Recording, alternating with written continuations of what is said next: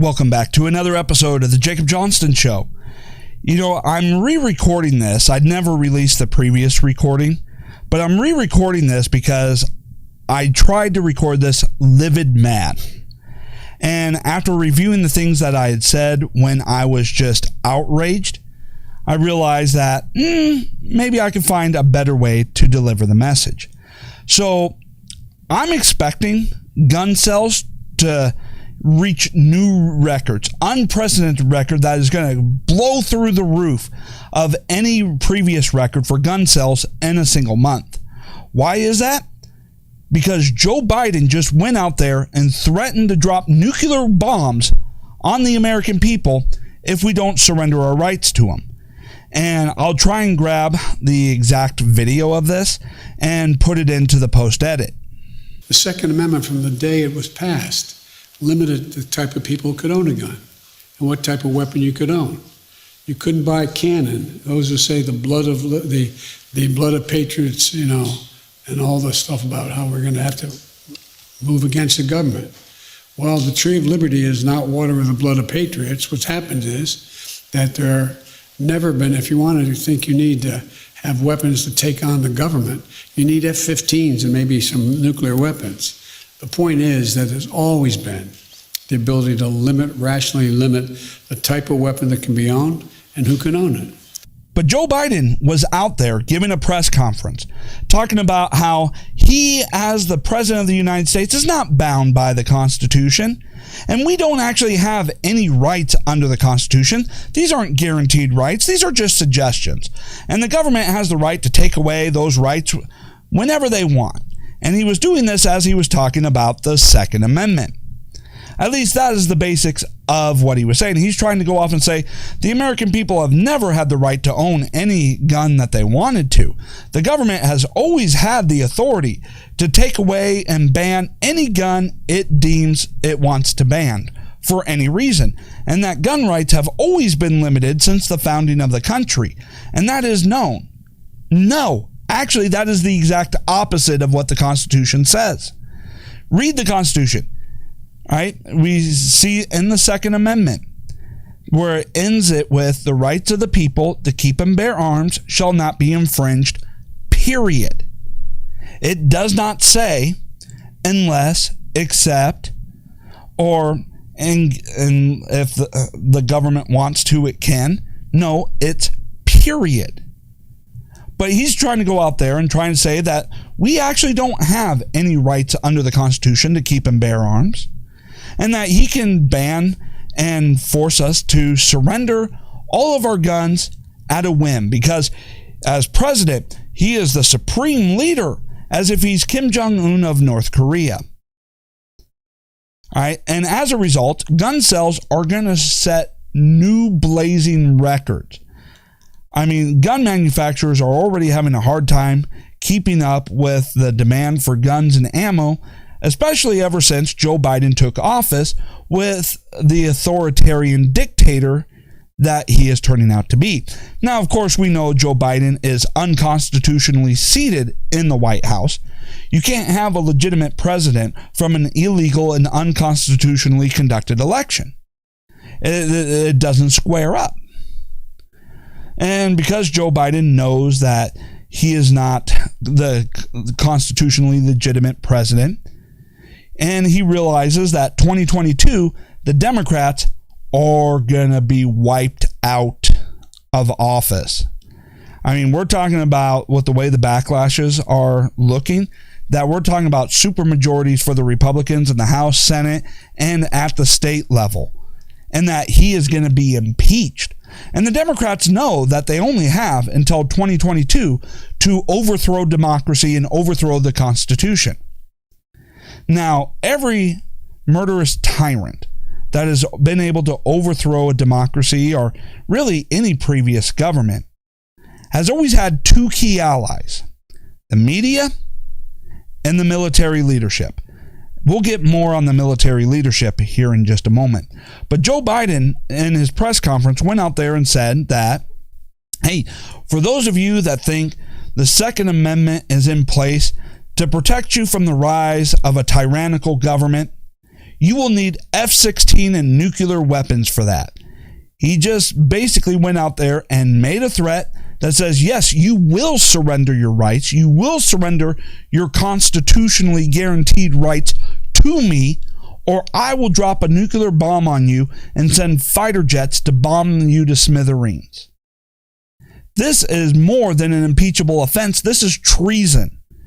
But of course, he got into office committing treason against the Constitution, so it's no wonder that he's acting like any other murderous dictator. He is acting the same way that Stalin did in his rise to power, the same way Hitler did in his rise to power, and the same way Mao Zedong acted during his rise to power, Fidel Castro, and the list goes on and on and on.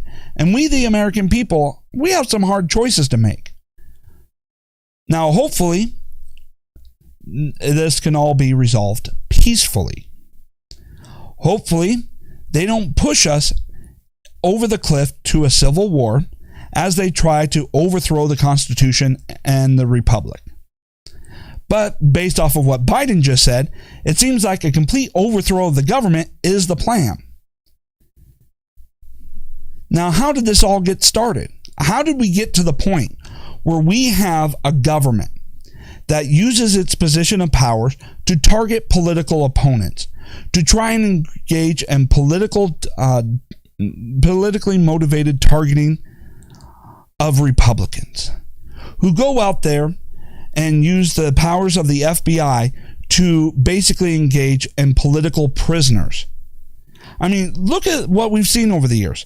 The IRS targeting conservative groups, the FBI targeting a presidential candidate and then president, altering and manufacturing documents in order to lie to a FISA court to spy on the president, military generals that basically told President Trump, no, we're not going to do what you say, tough luck, who would go off and knowingly and willfully lie to the president of the United States while they were disobeying a direct order.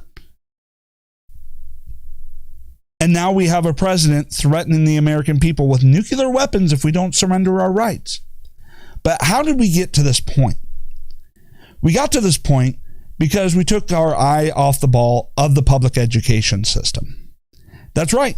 In the public school, where all Marxists tried to start their takeover of a country through a process called ideological subversion. I've covered ideological subversion in previous episodes, what it is.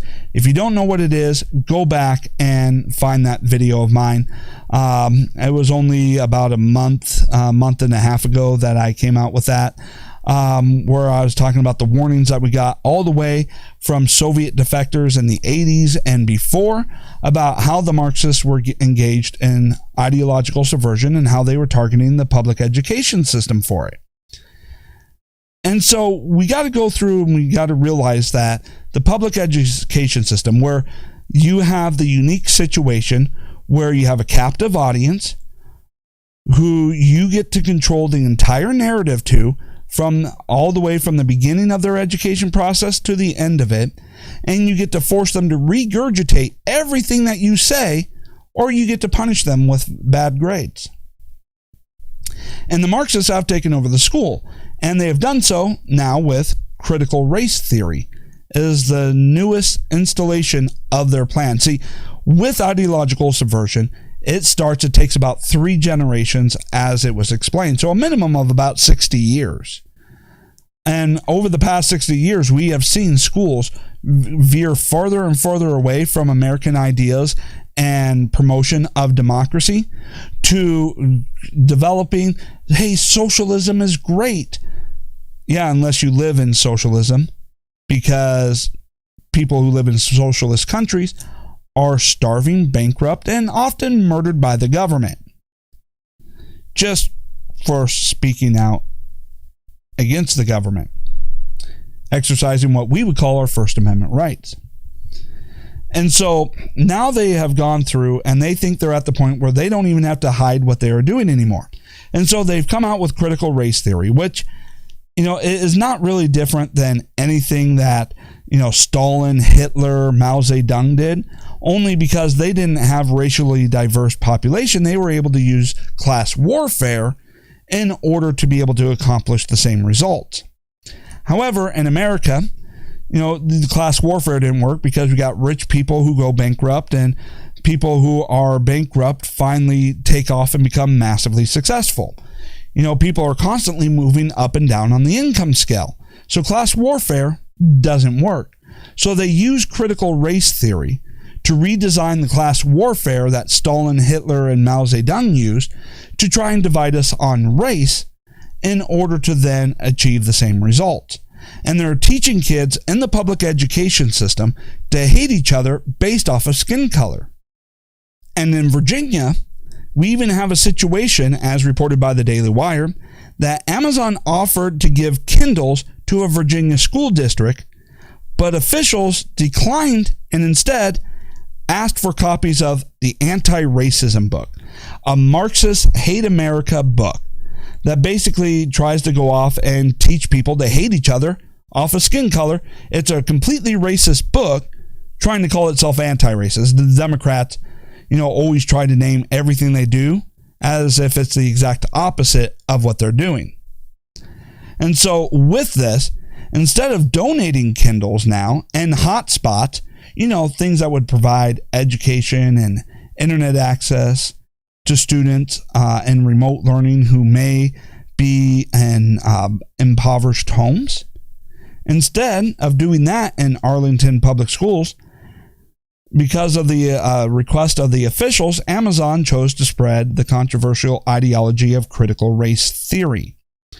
The short-sighted decision during a pandemic with so many students vulnerable reflect the national crisis of school districts circumventing parents to indoctrinate students, in this case with the help of corporate America, which is a whole other topic in and of itself. Now, one of the blessings of the pandemic was that the schools were shut down, and that meant kids were learning over the internet, remote access. And the schools tried at the very beginning of this to tell parents, do not listen in on the lectures. You're not allowed to know what we're teaching your kids. But because of the cameras are very limited in its view, parents decided they would sit in on the lessons and see what it is that the schools are actually teaching the kids. And they were utterly disgusted by what they were hearing. Teaching kids to hate each other on the basis of race, hearing this Marxist critical racist crap being taught in the public schools, which is why parents are now taken to the school board meetings to speak out against critical race theory and what the school has done. And there's plenty of videos of showing this backlash. Never thought I'd see the day when I'd have to stand up to protect my kids from their own school board. You put the feelings of a few above the safety and discomfort of the entire rest of the student body, and that is completely unacceptable. It is not political, it is parental, and I absolutely refuse to co-parent with LCPS. Why is only a one-way narrative allowed to take place under your watch? Why is religious freedom being ignored and trampled upon under your watch? CRT, like its counterpart, the 1619 Project, is nothing but phony scholarship.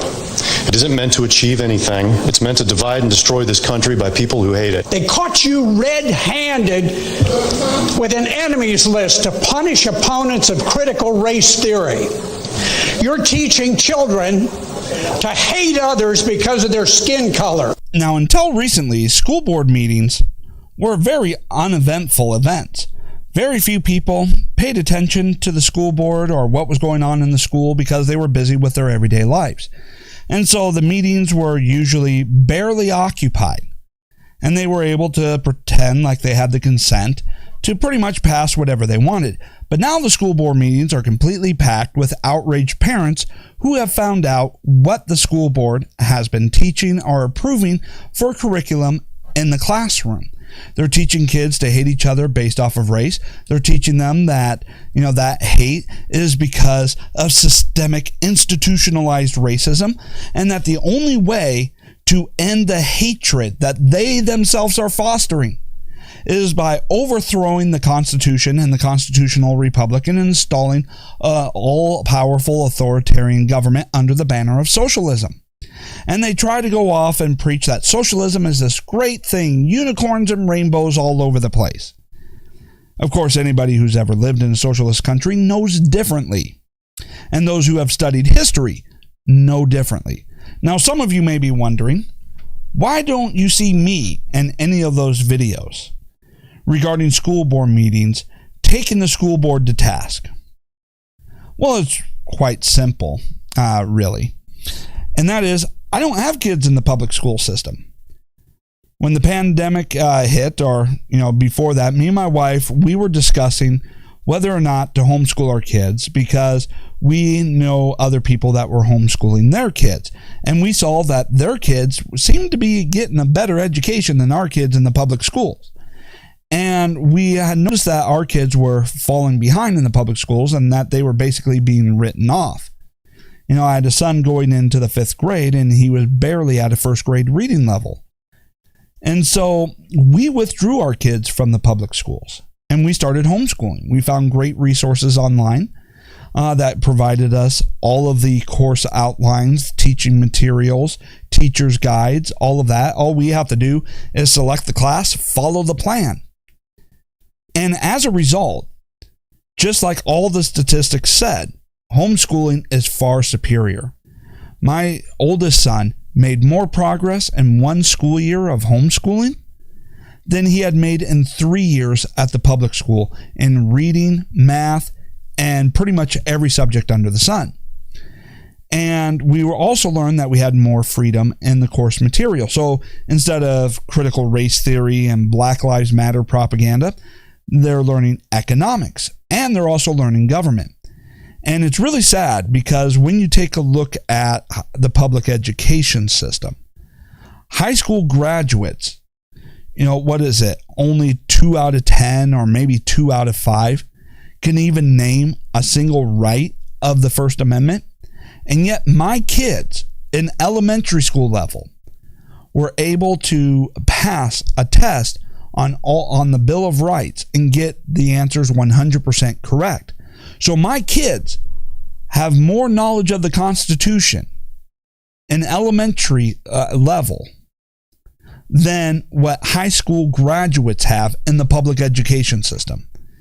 And so I try to go back and forth, and I'm trying to debate whether it would be okay or all right, or whether or not I have a voice in going to a public school board to which my kids do not attend. All right, so I'm kind of going through there because my kids don't attend the school, so do I have a right to show up and yell at the school board for what they are teaching kids when they're not teaching my kids? So I don't know. Leave me comments down below and let me know what you think. Should the school board meetings be only for those whose kids are actually at that school, or should it be for everybody, even if your kids do not attend the school? All right, so anyways, parents now knowing what is being taught in the classrooms are completely outraged, and the left doesn't know what to do, which is why you see so many mixed messages. Some leftists trying to claim, no, critical race theory is a myth, it doesn't exist, it's not in the classroom. While others are going the exact opposite, saying, sit down, shut up. If you're against this, you're a horrible, bigoted racist. And the school boards, they don't know what to do. They've never faced this type of outrage before. The spotlight has never been on them before. And we see what they do. They try to shut down debate. They've cut off microphones, shut down cameras. They've had parents arrested, declaring unlawful assembly because they didn't like that the parents were, showing up and yelling at them, even though it's their right under the First Amendment. They don't want to acknowledge, the school board doesn't want to acknowledge that they are supposed to be servants of the people. Instead, like all leftists, they get the roles backwards. They think that if you're in elected office, you're the rulers. You're there to rule over the people rather than serve and represent them. The leftists have it completely backwards. And so they don't know what to do. And parents keep showing up school board meeting after school board meeting to get this shut down. And people are going in and starting recall efforts on members of the school board. People are entering into the primary elections on these school boards. I mean, these school boards don't know what to do. And as you had seen in that clip, email leaks from school board members have gone off and shown that the school board is writing down names, creating an enemy list of parents who show up and are planning on targeting them and their kids with smear campaigns. Never mind what it is they're probably doing to the kids who show up at these meetings to speak out against the school board. It is really disgusting what they are doing, and everything from Joe Biden's comment to what we are seeing in the school boards and how they're reacting to outraged parents should have you scared beyond belief. But on the other hand, there is some good signs here. First, well, at least at the school level, what's going to happen, which, by the way, Joe Biden's comment where he threatened the American people with nuclear weapons, I at least do have one thing as far as your F-16s go, or your fighter jets. It's called the National Guard. I'm pretty sure these state governors wouldn't have a problem issuing orders to their National Guard units to back up everyone who refuses to surrender their rights to your authoritarian regime. But that is besides the point. Republican governor of Florida, Ron DeSantis, is going out there and he is leading the charge across the states to ban critical race theory in the schools, which is really great here. And so we see that not only is Ron DeSantis vowing to, or at least having already banned critical race theory in 1619 projects, but he's going even further with education reform bill, now requiring that Florida students will be taught communism is evil. Florida students will learn about patriots who came to America after fleeing communist regimes. Our students will learn from the integrated civics education curriculum that compares our rights and freedoms to places where they don't exist, like China and North Korea, and talking about those who risk their lives in order to escape communism and socialism. And this is exactly the right move to be making here. Because the only reason why you have a generation of people who think that, yes, socialism would be great is because they don't have an idea what socialism actually is, or how or what socialism has resulted in every other country throughout history 100% of the time. Heck, they don't even know what America is anymore. They have no idea what the Constitution says. They've never read the Constitution.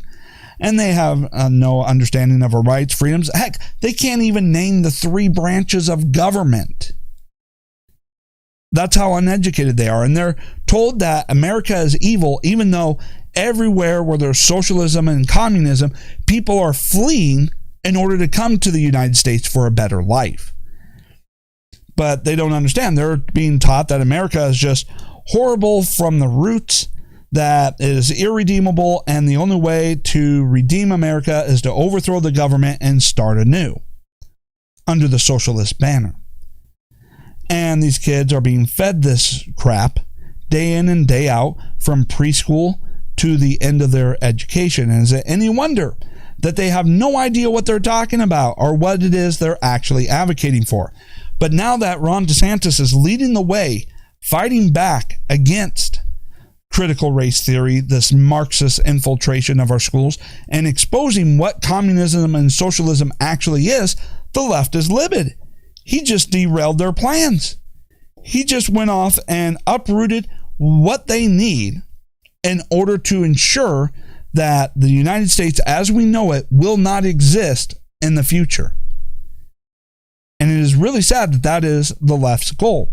Now, the left is trying to rush as quickly as possible. They take a look at everything that they had to do to just barely squeak by in ousting the president of the United States and installing that fraud Biden into the White House, and to get the slimmest possible majority in the House and Senate. And they see the backlash that is mounting, the dumpster fire with crisis after crisis of the Biden administration. They see the redistricting that is happening as a result of the 2020 census. They're seeing all of this, and they realize they have no shot, especially with all the new election laws coming out, to be able to crack down and prevent the fraud that happened in 2020 from being able to happen again. And so they realize that come 2020, they're done. This is their last shot at power. And after 2020, they are just done. We are seeing so much backlash that we are seeing the possibility of supermajorities for the Republicans in the House, the Senate, and across the states. And there's already Republicans signifying that they're running for office. And if they take the majorities, Biden will only be a half-term president. Heck, he's already made several impeachable offenses. Heck, I'm sure threatening to drop a nuclear bomb on the American people falls somewhere under impeachable. And so the fact that the Democrats know that they're not going to have a shot in 2022 and they don't have enough political power to get anything done whatsoever, this is why they are going off and they're trying to overthrow the Constitution and overthrow the democracy that we have as quickly as possible. And that's why Joe Biden is now out there saying, hey, I'm going to take your guns, Constitution be damned, and if you resist, I'm going to bomb the shit out of you. Because they know they don't have a shot. This is their last opportunity, potentially, to overthrow our democracy. And it is sickening. And remember, at the beginning of the video here, I had stated that every authoritarian tyrant that has overthrown their government and started their murderous rule was always supported by two major groups: the media and the military leadership. And we have seen a lot of disgusting things that are starting to come out regarding the military leadership. How the military leadership has been infested with anti-American Marxists who have betrayed their oath, betrayed their uniform, and have openly defied the President of the United States when Trump was in office. People who basically vetoed someone they have no veto power over. So we saw where Trump had issued orders to withdraw troops, and the military leadership said, no, we're not going to do that. And on previous orders, they have lied. They lied to President Trump, issued false reports to President Trump to hide the truth. And then as the election results were coming in, they just basically told Trump to go fly a kite. We're not going to listen to you, which is sickening. And what was his orders? Withdraw troops, get us out of these foreign entanglements. I mean, these are people who have no business being generals in the United States. They're basically Benedict Arnolds. And I have no regret saying that whatsoever. And so there was a hearing recently talking about the military and critical race theory. And we can see where the military is intentionally and purposefully being radicalized with this Marxist ideology, with this hate America ideology. Now, I'm going to play a clip from that, and I want you to see if you can catch what I caught. I would like to yield some of my time to General Milley because I know that he had some comments that he wanted to make when Representative Gates was talking, as well as Mr. Waltz, about a similar subject of the stand down and race theory. Would you like a minute or so to comment on that? Do you remember what your line of questioning or thought was there? Sure. First of all, on the issue of critical race theory, et cetera, I'll obviously have to get much smarter on whatever the theory is. But I do think it's important, actually, for those of us in uniform to be open-minded and be widely read. And the United States Military Academy is a university. And it is important that we train and we understand. And I want to understand white rage, and I'm white, and I want to understand it. So what is it that caused thousands of people to assault this building and try to overturn the Constitution of the United States of America? So let me start off with this in my rebuttal to his statement here. If he had just stopped at the whole being well-learned, well-read, I should say, that wouldn't have been controversial. That wouldn't have been an indication that he is a disgrace to his uniform. After all, reading about and getting to know your enemy is just smart military strategy. But the problem comes when he couldn't help himself, and he starts parroting and regurgitating the Marxist ideology of critical race theory, and engages in the talking point designed to shut down debate, which is talking about white rage. There's no such thing as white rage. It's a made-up term in order to try and demonize anybody who dare speaks out against critical race theory or the Marxist ideology. Now, critical race theory, all right, that teaches people to hate each other on the basis of skin color, is just a slight evolution from what Stalin, Hitler, and Mao Zedong did. They did everything based off of class. The class warfare, the poor, and having them resent the rich. But that didn't work here in the United States because people are moving up and down the income scale all the time. People go from rags to riches all the time, and people start off rich and go bankrupt. But unlike Russia, Germany, and China, the United States is racially diverse. So instead of class warfare, they went off and decided to try and divide us in racial warfare. And they seem to be working, at least if you take a look at the media and all the censorship that is going on. But he couldn't help but parrot the leftist Marxist talking points and trying to talk about white rage, trying to cast negativity on an entire group of people based solely on their skin color. That tells you everything you need to know. And remember, every murderous tyrant was supported by military leadership in their overthrow of the government.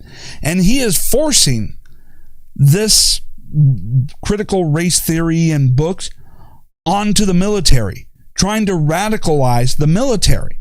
And anybody who doesn't go along with the anti-American agenda is being set up to be expelled from the military. Now, I just want to say one thing here as far as Biden's comments about, hey, if we think the Second Amendment will protect us from a tyrannical government, that you need F-15s and nuclear weapons. Well, we may not have the nuclear weapons, but I'm pretty sure the National Guard has some F-15s. So, in Biden's declaration, hey, if you're going to drop nuclear weapons, then you're just basically assuring your own destruction. Because with the tens of millions of people who have exercised their Second Amendment, if even a fraction of them stand up and fight back against your attempts to overthrow the government, the amount of nuclear bombs that you will have to drop, you'll have to drop one on Washington, D.C., which, goodbye White House and, the state capitol or the federal government, capitol buildings, and pretty much have to destroy the country to the point where you have no ability to defend yourself from a foreign invasion. And guess what? Usually when one country conquers another, guess who's first on the chopping block? Just saying, you might want to think twice about whether or not you use those nuclear weapons to try and suppress people who don't go along with your tyrannical rise to whatever title you want. What is that? King, Supreme Leader? You want Kim Jong-un's title for the United States?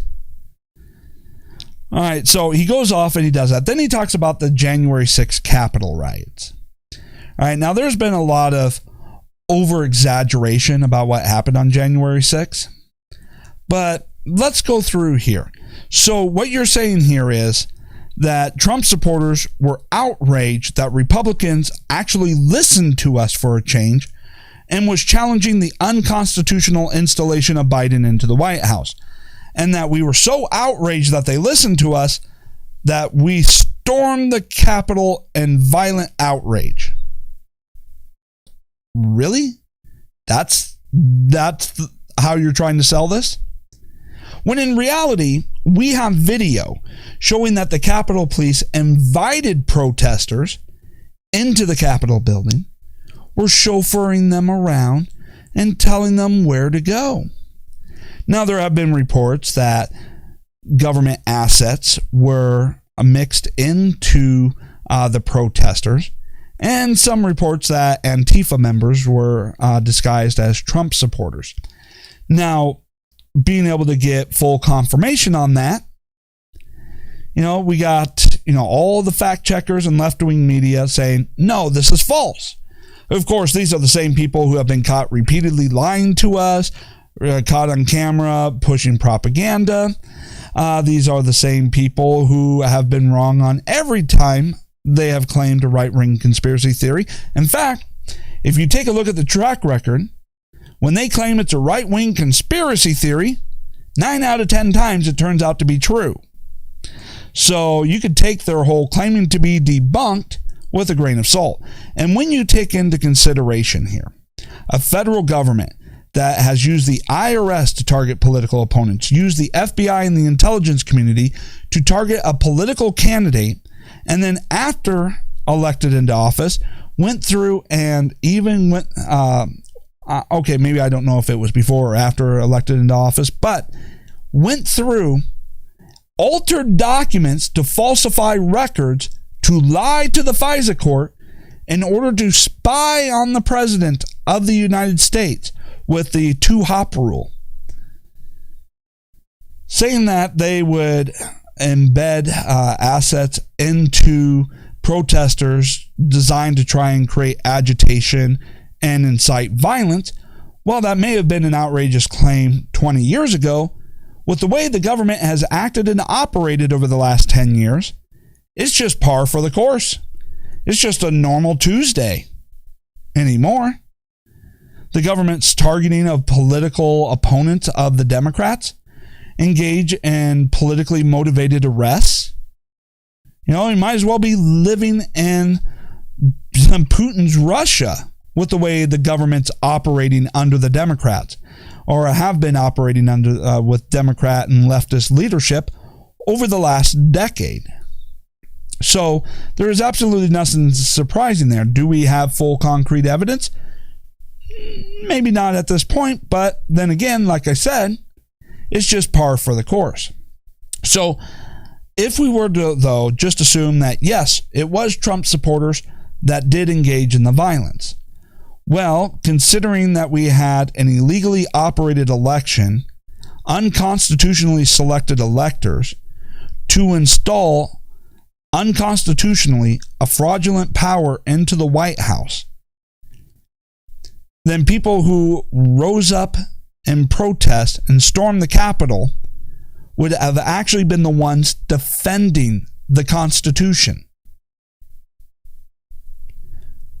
While you, on the other hand, seem to be going along with the tyrants trying to overthrow the Constitution. You're a Benedict Arnold. You've placed loyalty to a political party above that of the Constitution. You are a disgrace. And you out yourself as a disgrace as you parrot the talking points of the hate America Marxists. White rage. What a disgrace. And this coming from a general who's in line with other generals that decided we don't need to listen to the president if he's a Republican.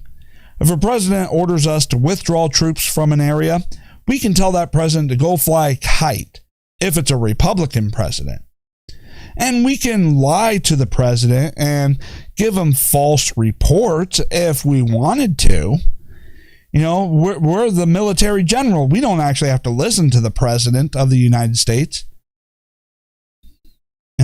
The open defiance, the insubordination of the military during the Trump administration, especially down there in the last few months of the Trump administration, was just sickening and should scare everybody. And this military general going through and parroting the Marxist critical race theory crap should be terrifying when you put that in the context of Biden threatening the American people with nuclear weapons if we don't surrender our Second Amendment rights. We live in scary times, and I don't know what the answer is here, other than to pray and hope that we can make it to the 2022 midterms with democracy and our constitutional republic intact and have a free and fair election, which, if the Democrats have their way, won't happen. But hopefully we can survive long enough and get them voted out of office. Take supermajorities, impeach Biden, and then engage in a lot of reforms and a lot of constitutional amendments to prevent the Democrats from ever being able to get this close to overthrowing democracy ever again. Now, I know there's a lot of talks about civil war and, exercising the Second Amendment. I don't know. I hope it doesn't come to that. I hope there is a peaceful resolution, although the Democrats seem to be trying to take away any option of peaceful resolution.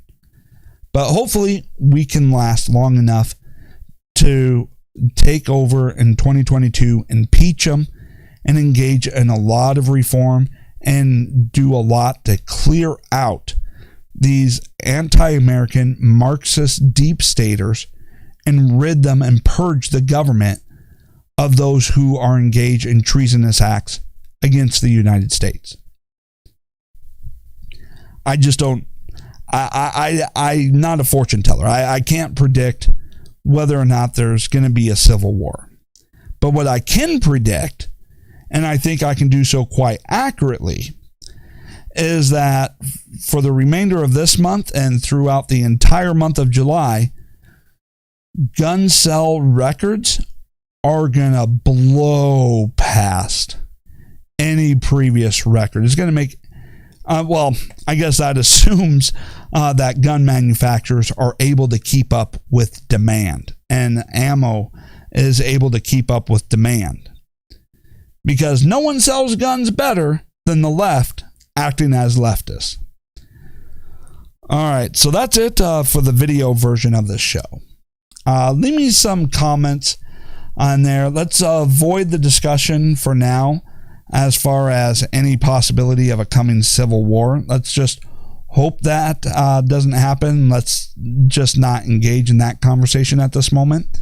But let me know, what do you think the new record will be for most guns sold in a single month coming in July? Let me know what your predictions are there. And let me know what you think. Because in all reality, if you're looking at the left and you're not terrified, you're not paying attention. All right, so go ahead. Don't forget to hit subscribe. It just means follow. It doesn't cost anything. Give me a thumbs up. Leave some comments down below. And I will be doing another episode on the audio version of this podcast later on. And I'll cover some different topics, less serious topics at least. So don't forget to subscribe to the audio version of the podcast as well. And I will post the audio of this to my audio show as well. Thank you so much, and I will be back again soon.